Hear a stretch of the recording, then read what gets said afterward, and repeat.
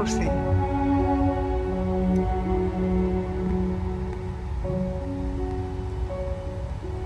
আমরা একটি নক্ষত্রের ক্ষমতা সম্পন্ন গ্রহে বসবাস করি। এই নক্ষত্র আমাদের দিনগুলো আলোকিত করেছে। রাতের সব নক্ষত্রের চেয়েও এই নক্ষত্র আমাদের দিয়েছে বেশি আলো, বেশি শক্তি। এই নক্ষত্রটি সবচেয়ে যে উজ্জ্বল তা নয়, এটি সবচেয়ে বেশি উত্তপ্ত নয়, কিন্তু নক্ষত্রটি পৃথিবীর সবচেয়ে কাছে। আমাদের অস্তিত্বের জন্য এই নক্ষত্রটি প্রয়োজন। এই নক্ষত্রকে আমরা বলি সূর্য।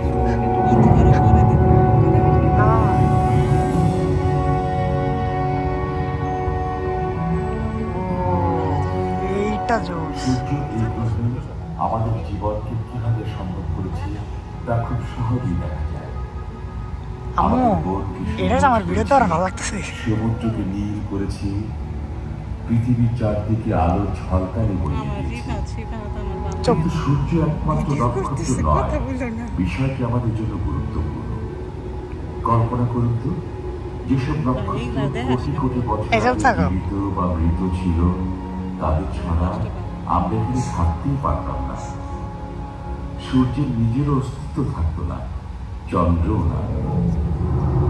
আমাদের সৌরজগতে কোনো গ্রহই থাকতো না। বুধ, শুক্র, পৃথিবী, মঙ্গল, বৃহস্পতি, ইউরেনাস এবং নেপচুনের কথা আপনারা জানেন। নক্ষত্র মণ্ডলীর মিলিত চক্র গ্রহ সৃষ্টি করেছে। নক্ষত্রগুলোকে মিটি মিটি আলোকবিন্দু মনে হয়। মখমলের মতো অন্ধকার আকাশে ওরা জ্বলে, কিন্তু আসলে সেগুলো খুব উত্তপ্ত গ্যাসের ঘূর্ণায়মান গোলা, যা প্রাকৃতিকভাবে সৃষ্টি হয়। খোলা চোখে পৃথিবী থেকে যদিও আমরা মাত্র কয়েক হাজার নক্ষত্র দেখতে পাই, কিন্তু এর বাইরেও অনেক তারকা রয়েছে।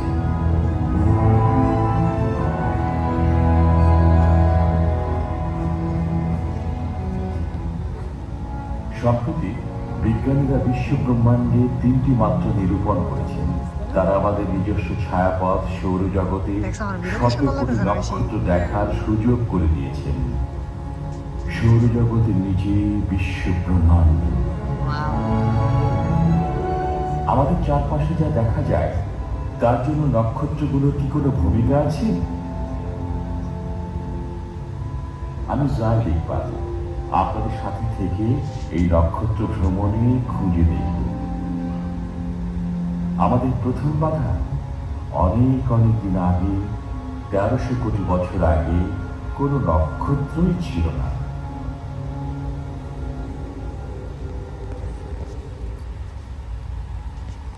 কেবল ঘন পদার্থের অদৃশ্য কোনো বস্তু ছিল এবং এর মধ্যে ছিল হাইড্রোজেন ও হিলিয়াম গ্যাস। ঘন বস্তুর মধ্যাকর্ষণের মধ্যে এই গ্যাস সঞ্চিত হয়ে প্রথম তারাগুলো সৃষ্টি হয়।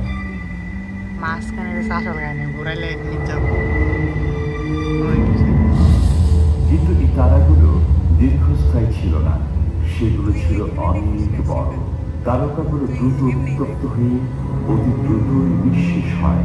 সেগুলো উত্তপ্ত হয়ে ওঠার পর আশেপাশে গ্যাস ছড়িয়ে পড়ে এবং জ্বালানি ফুরিয়ে যায়। শেষ পর্যন্ত সেগুলোর মারাত্মক বিস্ফোরণ ঘটে। এগুলোকে বলে সুপারনোভা। দেখুন, আরো একটি সৃষ্টি হচ্ছে এবং এটি চলে যাচ্ছে হাইড্রোজেন ও হিলিয়ামের সাথে অক্সিজেন ও কার্বনের মতো নতুন কিছু যোগ করে প্রথম নক্ষত্রগুলো সবকিছু বদলে দেয়।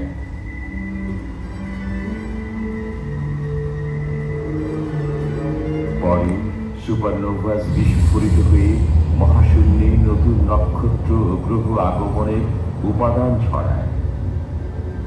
শুনতে অবিশ্বাস্য মনে হলেও সত্যি যে প্রায় 1300 কোটি বছর আগে সর্বপ্রথম নক্ষত্র সৃষ্টি হয়েছে। আপনার শরীরে রয়েছে এই নক্ষত্রে প্রায় 1 চা চামচ শক্তি।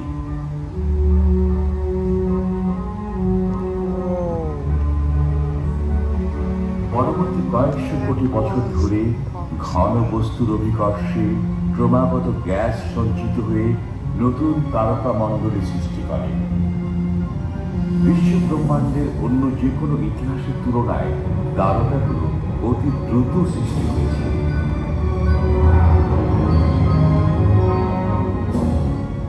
জীবন ও পৃথিবী সৃষ্টির প্রয়োজনে এই তারকাগুলো অনেক বস্তু পুড়িয়ে ফেলে।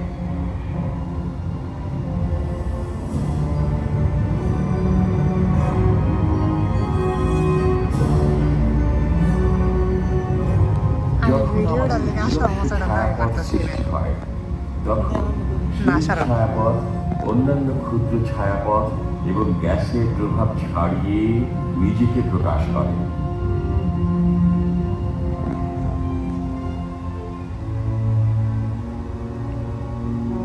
আমার ভিডিওতে যা সুন্দর লাগতেছে, এই জায়গায় দেখলে মনে হয় বাস্তব, মানে দেখলে ভিডিও তো অনেক সুন্দর লাগতেছে। 500 কোটি বছর আগে গ্যাসের মেঘাচ্ছন্ন আবরণ এবং ধূলিকণার ভিতরে ছায়াপথে ঘটে একটি বিশেষ ঘটনা। কিন্তু এই জায়গায় যদি দেখি মজা পাওয়া যায়। আমাদের সূর্য কেবল সূর্য নয়, অন্য তারার মতোই নক্ষত্র মণ্ডলের একটি শক্তিশালী বা গুচ্ছ সমন্বয়ে সূর্য সৃষ্টি হয়। সূর্যের সমন্বিত গুচ্ছের উজ্জ্বলতম ক্ষুদ্র নক্ষত্রগুলো মেঘের মধ্যে সৃষ্টির পরপরই আলোকিত ও উত্তপ্ত হয়ে ওঠে। আমরা দ্রুত এগিয়ে গেলে দেখব এসব উজ্জ্বল নক্ষত্র আলোক তীব্রতায় মেঘ সরিয়ে নিজেরাই জ্বলতে থাকে।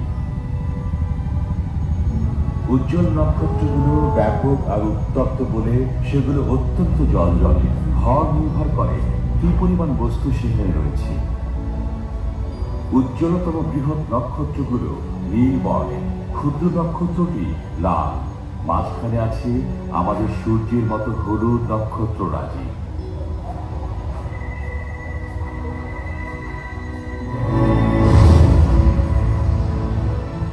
এবারে নক্ষত্রের শক্তির কথা বলি। সুপারনোভাসের মতো নক্ষত্র বিস্ফোরিত হয়। এসব নক্ষত্রের মাত্র 1% বেলায় এমনটি ঘটে। মহাশূন্যের নক্ষত্রগুলো বিলুপ্ত হওয়ার আগে কক্ষপথে গুচ্ছাকৃতি ভাবে ছড়িয়ে থাকে, কিন্তু কখনো একা থাকে না। অনেকের এক বা একাধিক সঙ্গী থাকে। আমাদের সূর্যের মতো অনেক নক্ষত্রের নিজস্ব গ্রহ আছে। সূর্যের কথা বলতে গেলে এর সাথে গ্রহগুলোর কথা আসে।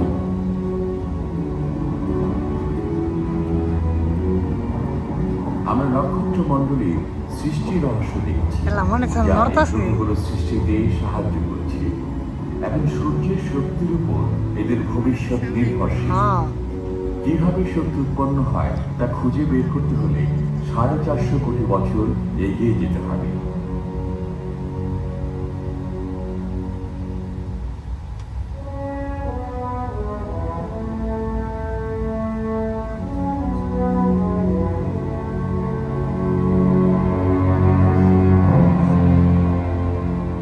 আমাদের তারাগুলোর দিকে চেয়ে বোঝার উপায় নেই যে এগুলো কিভাবে কাজ করে।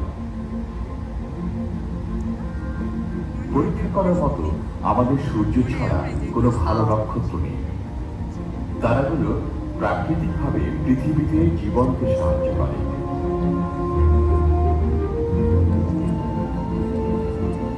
পৃথিবীর অনতি দূরে সূর্যের কক্ষপথের 3টি উপগ্রহ থেকে ছবিগুলো নেওয়া হচ্ছে। এখানে সূর্যের বাইরের পরিবেশ দেখা যাচ্ছে, এর নাম করোনা। বাইরের ধাপগুলো ক্রমাগত সৌর হাওয়ায় মিলে গেছে।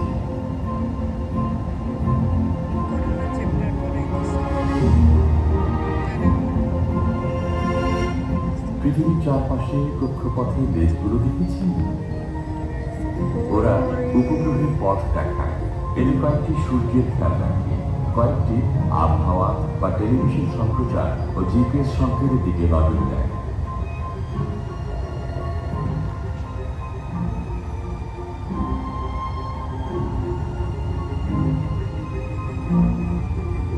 সূর্যের এই ক্লোজআপগুলো থেকে নক্ষত্রকে একটি গ্যাসের বড় বল বলে মনে হয়। এই উজ্জ্বল বৃত্তগুলো সৌরঝড়। এগুলোর নিচে রয়েছে অন্ধকার ও শীতল স্থান, যার নাম সূর্যের দ্বার। রোদেলা দিনে ছায়া থেকে বেরিয়ে আমরা অনুভব করি যে সূর্য শক্তি সৃষ্টি করে। কিন্তু কিভাবে এই শক্তি তৈরি হয় দেখা যাক। এটি সূর্য পৃষ্ঠের ঠিক নিচের প্রবাহ, পানি ফুটে ওঠার আগের মুহূর্ত। আরো গভীরে গেলে দেখা যাবে গ্যাস থেকে উৎপাদিত বিদ্যুৎ চক্রাকারে সূর্যের শক্তি বাইরে ছড়িয়ে দেয়। বিশ্ব ব্রহ্মাণ্ডের অন্যতম শক্তিশালী প্রক্রিয়ার মাধ্যমে এই শক্তি সূর্যের কেন্দ্রে উৎপন্ন হয়।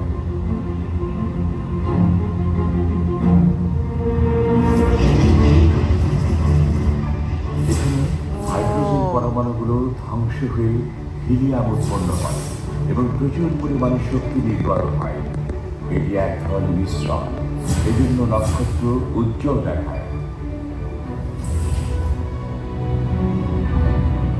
মিশ্রণের ফলে গ্যাসের বাইরের চাপ এবং ভেতরে অভিকর্ষ তারের মধ্যকার ভারসাম্যে নক্ষত্র সৃষ্টি হয়।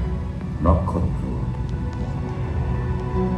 কিন্তু অন্য অনেক নক্ষত্রের মতো সূর্য আলোকোজ্জ্বল। ঘূর্ণায়মান প্রবাহ যে বিশাল চৌম্বকীয় ক্ষেত্র তৈরি করে তা এই রেখাগুলো দিয়ে দেখানো হয়েছে। চৌম্বকীয় ক্ষেত্র রেখাগুলো একত্রিত হলে সানস্পট বা সূর্যদাগ সৃষ্টি হয়। কিছু কিছু সূর্যদাগ পৃথিবীর চেয়ে বড়।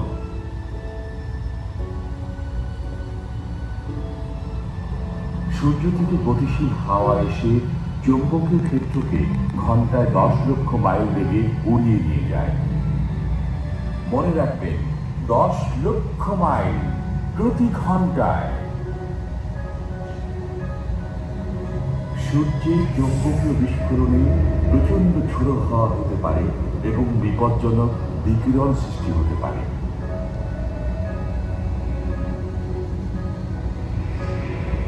সৌরঝড়ে টেলিভিশন সংকেত ক্ষতিগ্রস্ত সহ অন্ধকারও নেমে আসতে পারে। ভাগ্যক্রমে পৃথিবীর নিজস্ব চৌম্বকীয় ক্ষেত্র প্রায় সবসময় আমাদের রক্ষা করে। এই ঝোড়ো হাওয়া কেবল উত্তর এবং দক্ষিণ মেরুতে বইতে থাকে। এর ফলে দেখা যায় আলোর প্রভাব।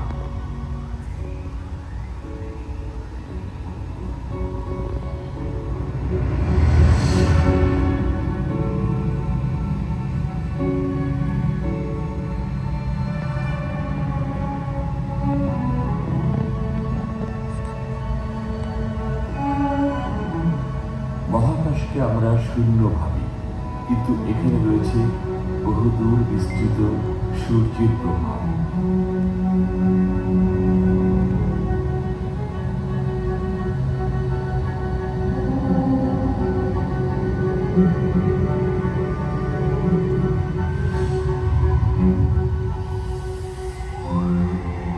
আরেকটি গ্রহ শনি, সেখানেও চৌম্বকীয় ক্ষেত্র রয়েছে। শনি গ্রহে রয়েছে নিজস্ব আলো।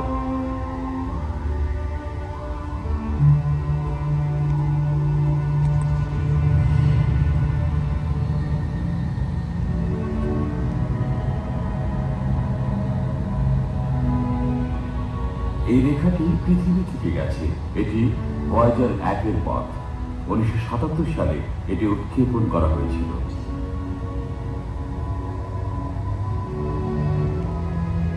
2004 সালে আবিষ্কৃত হয় সৌরঝড়ের শেষ কোথায়।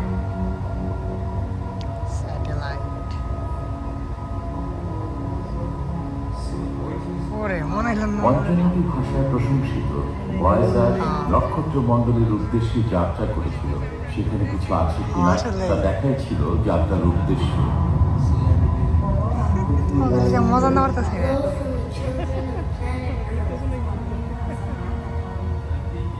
যেখানে যাত্রাপথে নিজস্ব চৌম্বকীয় ক্ষেত্রে সৌরঝড় অবরুদ্ধ ছিল, তার চারপাশ ঘিরে ভয়েজার তার যাত্রা অব্যাহত রাখে।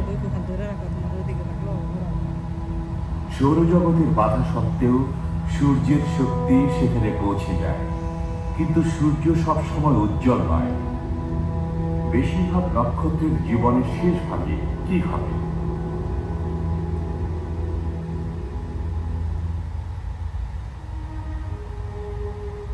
প্রায় 500 কোটি বছর পর ছায়াপথ তার নিকটবর্তী সৌরজগৎ অ্যান্ড্রোমিডাতে বিলীন হয়ে যাবে।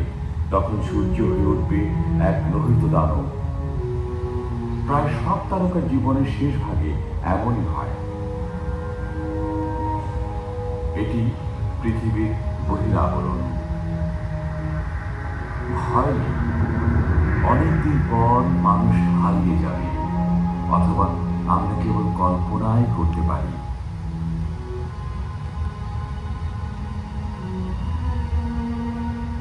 সূর্যের ভিতরেও পরিবর্তন হবে।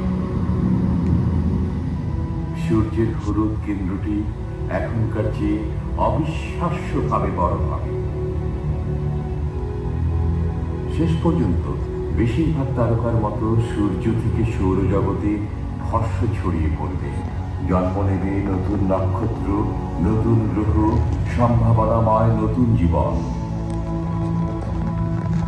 শ্বেত পালন নামে পরিচিত সূর্যের অবশিষ্টাংশ কোটি কোটি বছর পর শীতল হয়ে মিলিয়ে যাবে।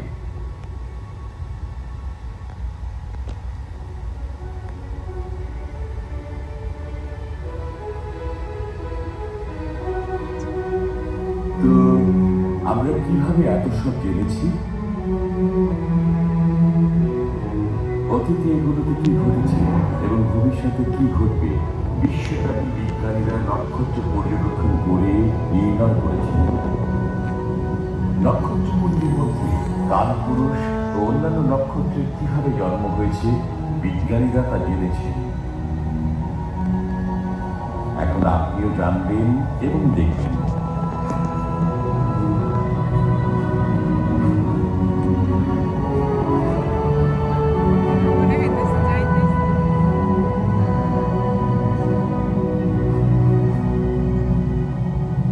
এটি কালপুরুষ নীহারিকা।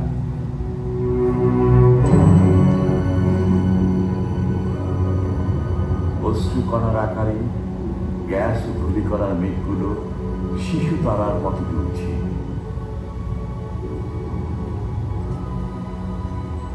সৌরজগতে সর্বত্র ছড়িয়ে থাকা এমন অসংখ্য নক্ষত্র দেখা যায়।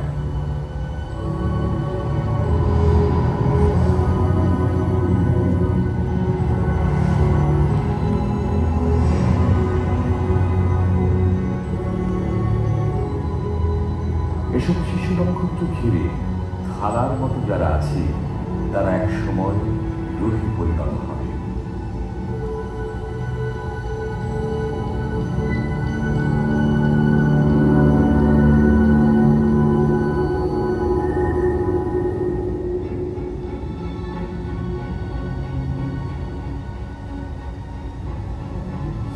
এখনো নক্ষত্রপুঞ্জ থেকে নক্ষত্র নির্গত হয়।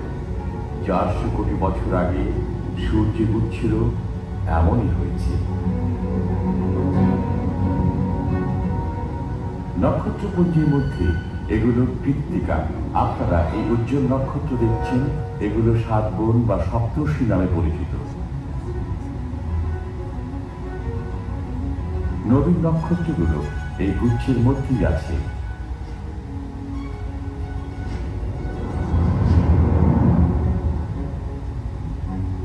তারকাগুলো তাদের জীবন শেষে বেরিয়ে আসে।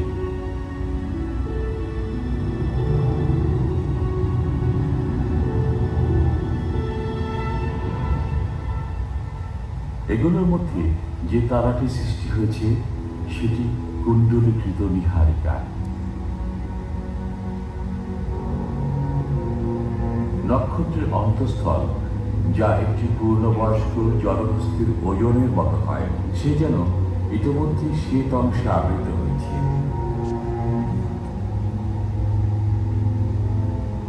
বাইরের স্তরে নির্গত বস্তু থেকে কোনদিন তারকা বা গ্রহ সৃষ্টি হতে পারে, হয়তো পৃথিবীর মতো গ্রহ।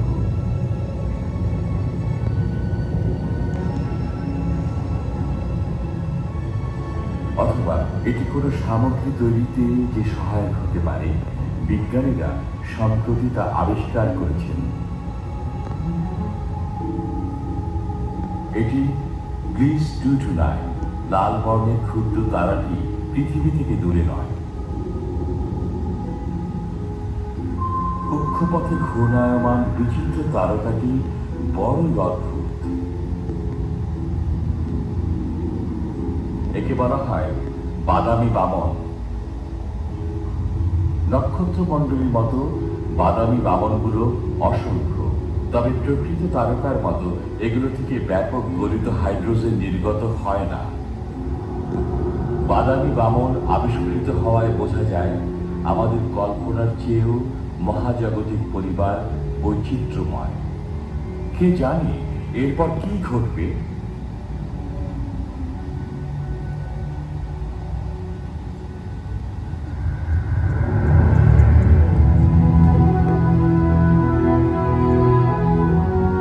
কিন্তু এখনকার মতো আমরা ঘরে ফিরে যাচ্ছি।